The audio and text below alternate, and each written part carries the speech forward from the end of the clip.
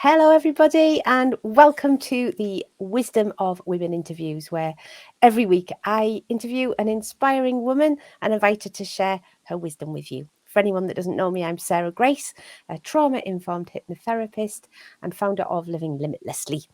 I help overwhelmed and exhausted sexual abuse survivors break free from their addiction to relentless busyness and work, so that they can reclaim their health, heal their relationships, and find inner peace without losing all that they've worked so hard to achieve.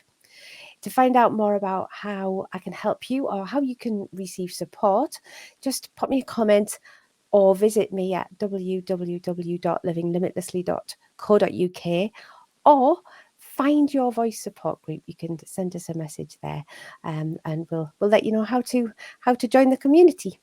So today I have great pleasure in interviewing the lovely Angie Garton.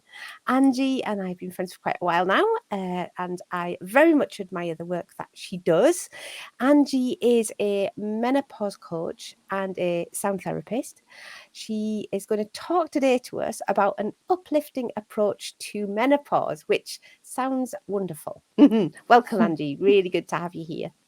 Thanks for having me. Thank you. It's been a while, hasn't it? It that has. We talked about doing this, and yes, finally got there. Yes, we've got our acts together. Yeah.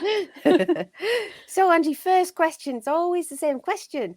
What do you do that brings value into the world, and why are you passionate about it? Yeah. Wow. I will try and keep this brief, because I could go off on a big tangent about this, particularly about the why. But I help people to feel more confident in their approach to menopause, and more creating a menopause that works for them and not feeling so much at the mercy of it. And the reason that I do that is largely it's come about because of a need that I've seen in the clients that I've helped over the years. But also it's deeper than that. It's much deeper than that, as these things always are. It's not about my menopause. It's not something that I've come to because of my own experiences around menopause. It's something that's been important to me to help and guide, support women through it, because there's such a need that I see and have felt in myself to be able to express myself in ways that I haven't always felt that I've been able to. And I see that paralleled and mirrored through these conversations around menopause, not just menopause, but conversations around getting a bit older and midlife, and the misunderstandings around all of that, around the context of life and hormonal imbalances and all of that. So I'll keep this brief. I'm not doing very well at the moment, but there's a lot to it. And so tell us a bit more about your passion for it, Angie. Because it's not a very glamorous topic, is it, really? I don't know. It depends. Yeah, it's not particularly. It depends how you label glamorous. Yes. But yeah, the health and wellness space isn't known for its glamour. I'm known for truth and choice, and speaking my mind and helping others to speak theirs. And that's what's really important to me, to help people find their voice and express themselves authentically. And what the hell has that got to do with menopause, you might ask? But actually, a lot at a time when women are starting to feel a bit questioning themselves, second guessing themselves, feeling invalidated for all sorts of reasons, feeling a bit invisible. Bringing some direction as to what to do to feel less lost in ourselves can be really, really empowering. And that's where that uplifting word comes in, because it's not always associated with menopause. No, absolutely. So what would you say is the most challenging part of the work that you do? Oh, that's a good question. I've got many answers. thinking lots of different scenarios that I've been in.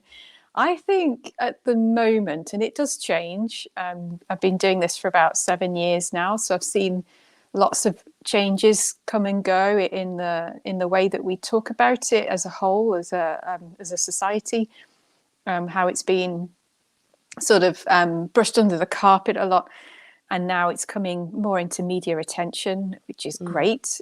But what I think is a challenge and difficult in my work, I can't speak for everybody. There's lots of menopause coaches out there, but for me, it is getting over. I could answer this in a few ways, but it's getting over the idea of menopause being a medical condition and really questioning that. Yeah. Yeah. Yeah. Yeah. Absolutely. And being something perhaps that women should be shouldn't look forward to, shall we say, in the mildest way. Something not to be Yeah. celebrated. That I know I've certainly felt that, that as you get older, suddenly there's a whole load of questions come up and things around your identity that you never really considered before. Yeah.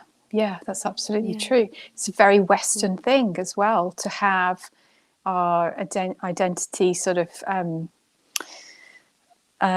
glued to our age and our societal status be all around our level of fertility. That's very Western. You don't Yeah. get that across the whole world. It's a Western view for sure, and I see it a lot in the women that I help and support, that like you've said, starting to question things about themselves that they've never really had to question before. And that can feel quite unsettling, very unsettling in yourself. I've had conversations lately where people have described like a low energy feeling within themselves. And when we dig into that, it's not so much, it's not always, it is partly about a physical energy feeling. But when we've talked about how we could sort of address that, they've sort of said, actually, no, that's not just it. There's something else. It's like there's a light that's going out inside. There's like this sort of adrift feeling. There's like, who am I becoming? I don't always like who I am. It's that sort of energy, the energy that I bring to my life, to my world, to what's important to me. That's all changing. We don't typically talk about those things when we only talk about it as a medical problem to be solved. We unfortunately miss out that whole important conversation around, who am I now? Who do I want to be? Who am I becoming? How could I navigate this? How could I sail this rocky sea towards somewhere I want to go, not just be sort of taken along with no sort of not steering it in any direction, just letting menopause do its own thing. When we talk about menopause as being purely a medical event, and the phrase that really gets my goat is the term deficiency. It's just it just grates on me, and there's just something that goes up my spine when people talk about it like that, because I just don't agree with it. I don't like it, and I like that we're talking about menopause more as a whole in lots of different ways. The conversation's coming up. I do some work in workplace situations as well to help businesses and organizations become more menopause friendly.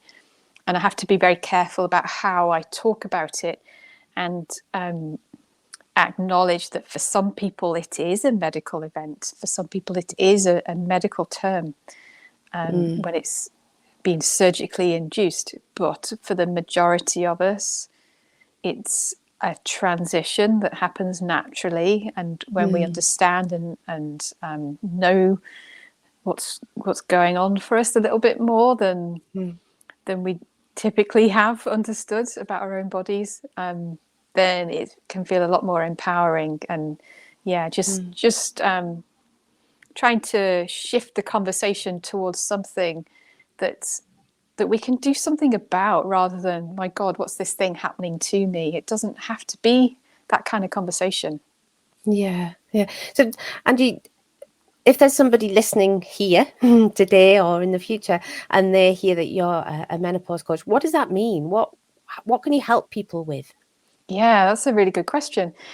Typically, people come to me when they are aware of this thing called perimenopause or even postmenopause, and they're not sure what stage they're at. And they're feeling a bit confused about what to do about it, what to do next, what to prioritize. They might be noticing some problems going on, some things that they've maybe talked about with family or close friends, or even seen their GP about, but they're still not really feeling right. They're not feeling themselves in some way. And it might be things like we've talked about, low energy. It might be sleeping that's gone a bit awry. That's a very common problem. It might be things like weight gain or anxiety. It might be, recently I've had a few people contact me and have sessions where we've talked for a good 90 minutes to talk about their concerns over, what does it mean for me? What do I need to do?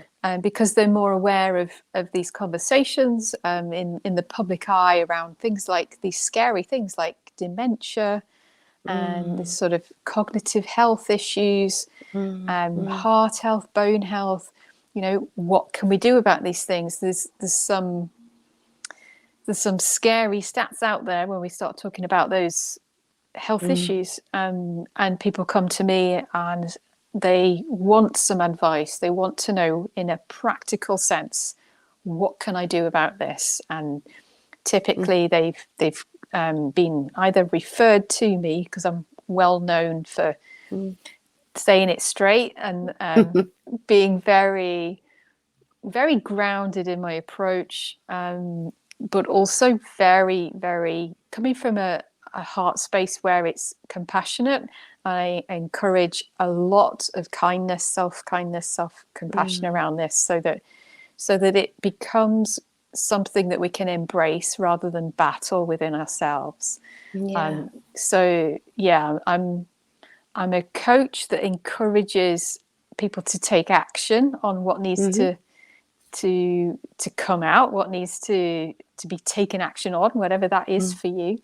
Understanding what you need to do, how to do it, how to approach it.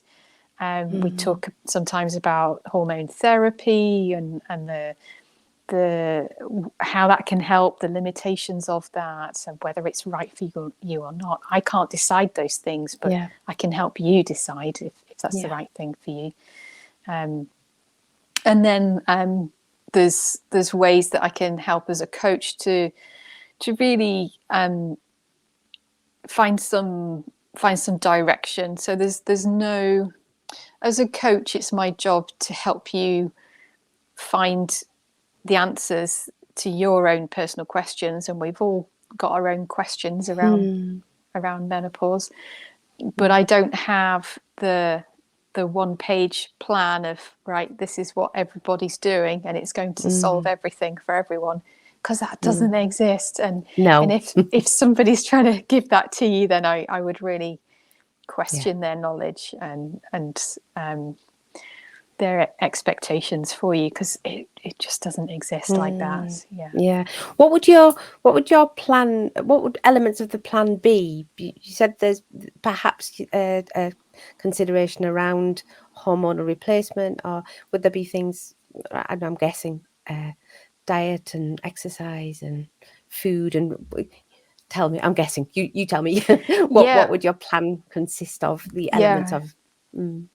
They are good guesses. So I help people to sort of make their own plan, have come up together with a bespoke plan based on the science and the facts around what's going on for us at menopause. So yes, we all know that hormones are in decline, and there's certain hormones that are we're producing less of, but that's the tip of the iceberg, to be honest. That's just one aspect. There are other things that are happening because those hormones are changing. So our plan to address that has to encompass all those other things that are going on. So things to help with, we talk a lot about, I hate this term, lifestyle approaches, because it's no style at all. It's not a style. It's not going out of fashion. It's not a trend, But if that's the terminology that people are familiar with when we start to talk about what we eat and bedtime habits and how we start the day, everything that we eat, drink and think, everything that we're putting in to our bodies is going to have an impact in some way on how resilient we are, how well we cope with this massive life transition that is menopause. So there's quite a few things to consider, and it's going to be slightly different for everyone. But like you said, Sarah, the food and nutrition is a huge part of it. And it's not enough to do I eat healthy and I have 5 a day, and it's not enough to say that. Unfortunately, we need to go a bit further with it, be a bit more specific. Yeah, absolutely. So what are some of the results that people get from working with you? Well, I had a lady just last week send me an email to say how much better she feels in herself. I help people with the things that they want help with. So it can be quite individual. And that particular lady was feeling, like I said in the beginning, lost in herself, a bit adrift. She was noticing that she was a bit snappy with the family. And last week in an email, she said that all of that had changed, not overnight. It's not an overnight thing. It's not a magic bullet. But there's various approaches that we can take to feel more in control of all of that. And she's happy within herself. Her words were, I feel much more content and happy within myself. That's huge. Isn't it? It's everything. It is. It could well, it certainly was for her. And for many people, that's a big part of feeling good within ourselves, feeling comfortable within ourselves. That's really foundational to building this platform for the rest of your life, because that's what we're now entering at this menopause stage, and starting to revise and question things about ourselves. So that's one thing. Some people come to me for specific things like sleep or weight loss. But I'm not going to say that there's no dieting. I don't get emails saying, oh, I've lost 5 stone, it's been amazing. That doesn't happen, because the people that come to me for help don't need to lose that much anyway, so they wouldn't say 5 stone. But they're feeling more energetic, sleeping better, feeling. Just thinking of other clients. I have a Facebook community as well, called Finding Yourself in Menopause, and there's quite a few ladies in there that are or have been clients in the past, and this thing of body image does come up quite a bit. So none of them are going to tell me that they've lost 5 or 6 stone in a week, or dropped a dress size in 28 days and all of that stuff. Our bodies are very, very different to how they used to be, but what they will tell me is that they've been able to wear clothes that they haven't been able to wear for 5 or 10 years, that they feel more confident in the clothes that they are able to choose for themselves. You see, it's all about this sort of feeling within themselves that they're just feeling more in control of Yeah. not just symptoms, but who they are on the Yeah. inside with all of that. Absolutely. It's from what I'm hearing is that there's a lot tied up with self-worth. Massively. Yeah. Yeah. Same as my clients. Yeah. And I think it's a bit of it can be quite a combination because I find with a lot of ladies who come to me that it's been perimenopause and menopause that has made them decide they cannot live with what they've been living with all of their lives, and they can't keep the lid on the box that is childhood trauma, childhood sexual abuse, emotional abuse, physical abuse. They can't do it anymore. And do you have anything to sort of shed light on why that might be that it happens at the menopause? Because it's most of my clients are peri or menopausal. Yeah, that doesn't surprise me. It doesn't. There's a few things that come to mind, and one of the major things is that perimenopause in particular, comes at a time in life. It's no surprise to people who'll be listening to this who are my age and a bit older. I'm nearly 44. So to say that perimenopause and the challenges of it mentally and physically come at a time in life when we have got a lot of shit going on, a lot of shit. So there's career, there's family, there's maybe younger dependents, whether that's children or adults or pets or whatever, and then there's older parents that I've got currently, my dad in hospital, and on all of that going on, and we're trying to juggle all of these things and live our own lives and be the best version of ourselves that we can be at any one time. Yeah. It's bloody stressful, my Yeah. God. And then on top of that, we've got hormonal shifts happening that are nudging us to question parts of ourselves, to have sleepless nights or waking up early, feeling stressed, more prone to feeling stress, more prone to the physical effects of stress, more internal inflammation. All of these things are stacking up and stacking up. And that is enough to like in a sieve, you're sieving stuff and you're sieving stuff, and the big rocks, the big boulders, the big bits, the hard bits come to the surface. Yeah. I think that's what perimenopause is doing for a lot of us. It's shaking things up, and those big rocks, those big issues that we've been burying down beneath the other stuff for God knows how many years. Yeah. They're coming up, and they need to be addressed. They need to be heard, and they need to be seen more than anything, to be witnessed, not just by ourselves, but within a safe relationship, within a community, possibly. Yeah. Absolutely. It's a stress thing that pushes us to this. And so I think there's that aspect of it, and also thinking a little bit deeper on it as well, philosophically, perhaps, that if menopause were considered to be a platform on which we dive off sometimes, or step or jump, or whatever it might be, into the next part of our lives, what if menopause was actually a way for us to deal with all the past shit and all the current shit, so that we are able to do that, go into that next part of our lives within a strong part of ourselves, knowing fully who we are, accepting parts of ourselves that we've tried to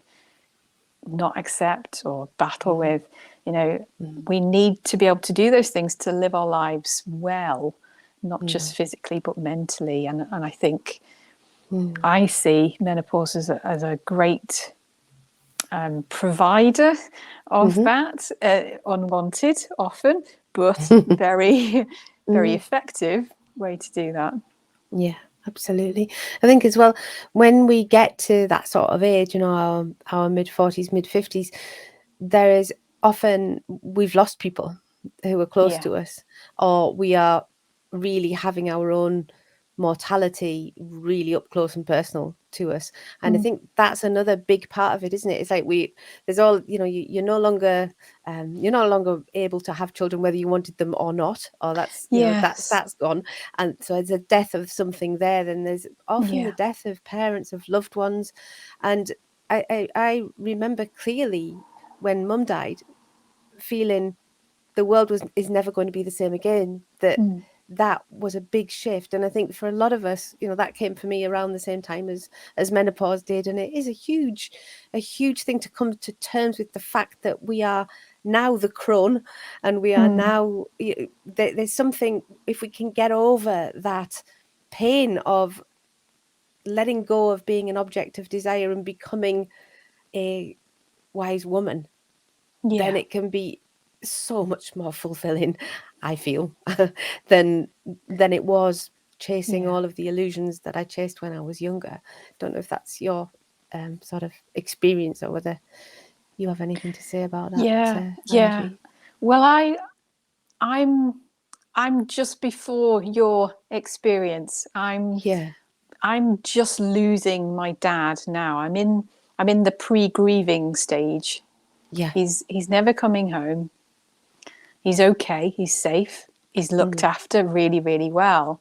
But I also know that he's never going to be the dad that he once was, and yeah, I'm grieving all of that and coming to terms with it, and finding like my space within the world is sort of like, oh, it's mm, it's all shifting, yeah, and my space within the family is all sort of shifting, and think there's this axis that I'm suddenly aware of that I yeah, didn't know existed. Everything's sort of on a little tilt, and mm, it just feels a bit sort of unnerving.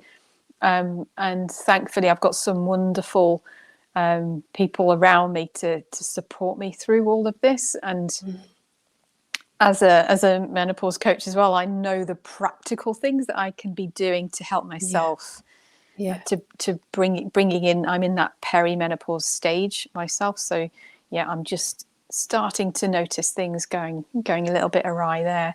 So I've got lots of awarenesses, and yeah, I feel things are changing for me externally, internally, and yeah, the support of other people is mm, crucial yeah, for absolutely. anybody at this stage.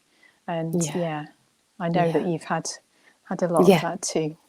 Yes, absolutely. Yeah, and yes, I can hail the value of a supportive, safe community where you can be free to be you and say those things that perhaps you wouldn't say to anybody else Yeah. outside of that community, and being free to be able to be unashamedly you without judgment. Yeah, Yeah, it's very yeah, important. isn't it? Oh, we got all very heavy there, didn't we? But very heavy and philosophical. Could I ask you, Angie, if somebody's listening and they're thinking, okay, yeah, I'm either perimenopausal, I'm menopausal, have you got one or two things that you could share to just say this is something that helps a lot of people? I know there's not a cookie cutter approach for everybody, but is there anything that you can share? Yeah, absolutely. There's tons of things I could share. There's lots of stuff on my website as well. The number one thing I'm going to say to help everybody in some way, not a cure all, but it's going to help, is connection with nature, connection with Mm, yourself, connection with things that are important to you. For me, it's music. mm, And that's where my sound therapy comes in, and sound baths and drumming and rhythm, connection with nature around me. So animals are very important to me, dogs very important to me. Finding the things that will plug you into yourself. I would really mm. encourage anybody to get curious about that. Right. So, and you mentioned your website where people can find out more. What's your website, Angie? Yeah, my website is angiegarton.com. Dead easy to find. Smashing. Lovely. And I'll ask you to pop that in the comments when we're done as well, so that people can find it even more easily. Because with our Great. menopausal brains, we may forget. No problem at all. I always ask before I let my guests go, I always ask, if you could go back in time and give advice to your younger self, what would you say to her? Wow. Okay. You know what? I've thought about this question. I'm going to be honest because I've watched a few of your videos Mm, and interviews. And when I was thinking about this afternoon, I thought, I don't know. When I think about the younger self of me that needed advice, hmm I don't know that she would have listened to advice as such. Yeah, But yeah. what would have helped hmm definitely would have been if I could go back to her now, I would demonstrate, not advise, but I would demonstrate and help her to express how she was feeling. Mm. Because back then, I was born at the end of the 70s, and we didn't talk about feelings. We didn't No. talk about what was going on inside, and I didn't really know how to express any of that. Unfortunately, it took me many years to learn. So hmm if I could go back and give her some, not advice, but to show her how she could do that, I think that would be invaluable. Wonderful. Yeah, absolutely. Beautiful, Angie. Thank you so much for sharing your time with us. I know you also have, just before we go, you have a very supportive group that people can join for an absolute song. So, would you like to Yes. share what your group is and why people should join it, Angie? Yeah, absolutely. If people are wanting some practical, effective, and if simple advice that really works, no matter what stage of menopause you're at, even if you don't know what stage of menopause you're at, you are welcome to come and get some of that from me. So that's a Facebook community called Finding Yourself in Menopause, and you can join me there. The first 30 days is £1, the princely sum of £1, and then for monthly after that it's £10.50. So yeah, it's very, very little, but what you get from that is community support, practical advice, Fabulous. And you, of course. and lots of me. Yeah, lots of me, but lots of other lovely people as well. Wonderful, wonderful. Thanks so much, Angie. And ladies, Angie will pop the details down in the comments so you don't have to remember anything. And if you do have any questions for her, please pop them below. We'd love to answer them for you. I can make sure Angie gets them. So thanks everybody for watching and listening again, and we will see you all next week.